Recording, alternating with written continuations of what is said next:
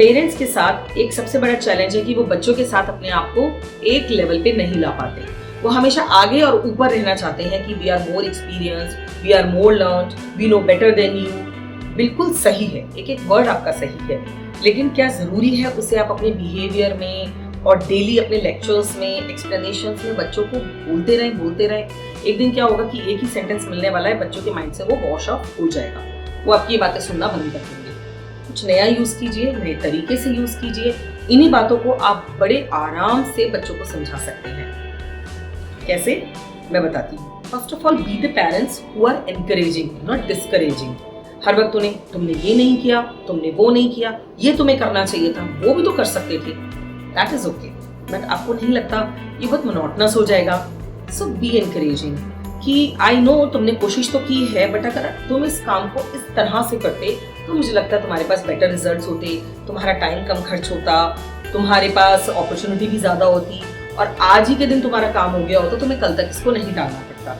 अगर आप उनको प्रोज एंड कॉन्स के थ्रू समझाएंगे तो वो आपकी बात जरूर सुनेंगे और उसे लेक्चर ना दे समझकर वो एक लेसन समझेंगे जो आपके लिए भी फेवरेबल होगा और उनके लिए भी फ्रूटफुल होगा। So try this next time. Second, please be understanding. हो सकता है बच्चे के साथ जो प्रॉब्लम है वो जेन्युइन है, और अगर नहीं भी है तो कोई तो रूट कॉज होगा कि बच्चा उस चीज से भाग रहा है। अब जैसे फॉर एग्जाम्पल, एक बच्चा सिर्फ और सिर्फ टीवी देख रहा है और पढ़ाई करना नहीं चाहता, उसको टाल रहा है, आप फोर्स करते हैं तो बैठ जाता है लेकिन फोकस नहीं होता। तो हो सकता है उसको इंटरेस्ट नहीं आ रहा है, उसको सब्जेक्ट बहुत टफ लग रहा है, या जिस चीज को वो देख रहा है वो बहुत ज्यादा इंटरेस्टिंग लग रही है, ये उसका नेचर है। तो आपको क्या करना है, देखो बेटा, आप दोनों चीजें देखो लेकिन टाइम टेबल बना लो। अब आप टीवी देखो, आपने देख लिया, अब मन लगे या ना लगे आपको पढ़ाई भी लेकर बैठनी है, क्योंकि दोनों काम इक्वली इंपॉर्टेंट है।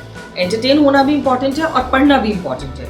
अगर आप अंडरस्टैंडिंग लेवल के साथ उनसे बात करेंगे ना, तो वो बात आपकी जरूर सुनेंगे और मानेंगे भी, जिसके फ्रूटफुल रिजल्ट्स दोनों को देखने के लिए मिलेंगे again. So be understanding, B a good listener. पहले अपने बच्चे की पूरी बात सुन लीजिए, उसके बाद उसे डांटना फटकारना या जो भी लेक्चर आपको देना है आप कर सकते हैं, बट उनकी पूरी बात सुनने के बाद, क्योंकि उससे बच्चों को ये फील आता है कि पापा ने या मम्मा ने मेरी पूरी बात सुनी, मुझे समझा कि मेरी क्या चैलेंजेस हैं, मेरे साथ क्या प्रॉब्लम्स आ रही हैं, और now they have connected, mind भी मैं ही गलत था क्योंकि पापा ने बात तो मेरी पूरी सुनी है, और उसके बाद वो सोल्यूशन जो दे रहे हैं वो भी करेक्ट है। तो बच्चा जब अपने दिल की पूरी बात निकाल लेता है, आपके साथ बेटर कनेक्ट कर पाएगा।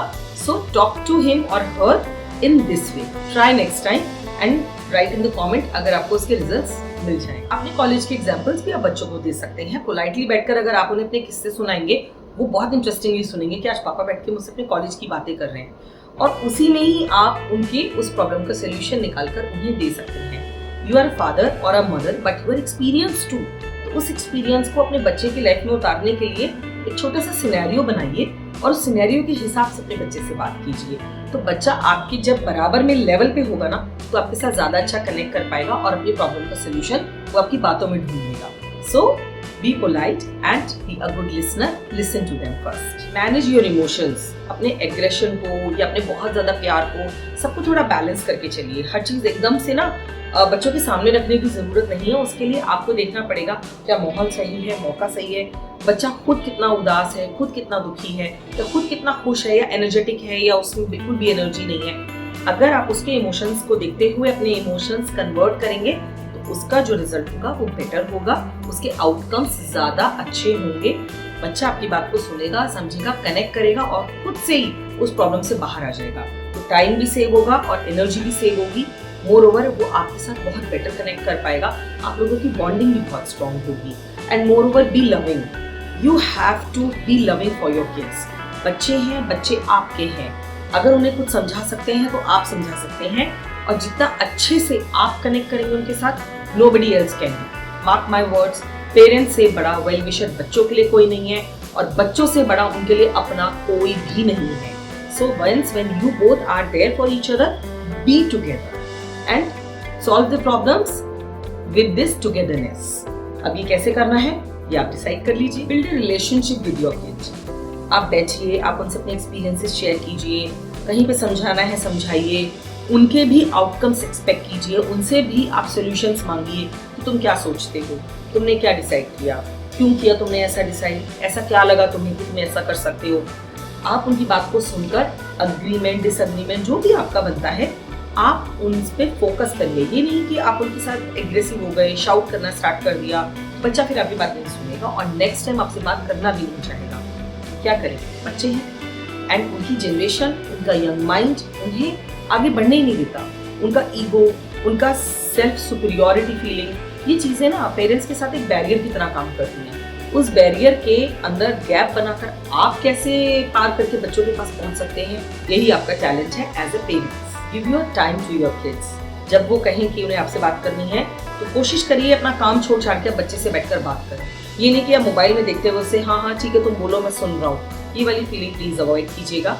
अगर आप उनकी बात सुनेंगे और फोकस्ड होकर सुनेंगे तो कल को वही वैसा वर्षा आपकी बात फोकस्ड होकर जरूर सुनेंगे। आप चाहते हैं ना कि आपकी बात भी कॉन्सेंट्रेटेडली सुनी जाए और बच्चे उसको फॉलो करें, तो बच्चों की भी बात आप ध्यान से सुनिए और कॉन्सेंट्रेटेडली सुनिए और उस पर देखिए कि कैसे आप उनको फॉलो करा सकते हैं या कैसे आप उन्हें एडवाइस कर सकते हैं। Stay positive always. बच्चे चाहे कुछ भी आपसे नेगेटिव बात करें, अपने गुस्से पे कंट्रोल रखते हुए पॉजिटिव एटीट्यूड के साथ अगर आप उन्हें सजेशंस देंगे तो वो जरूर मानेंगे।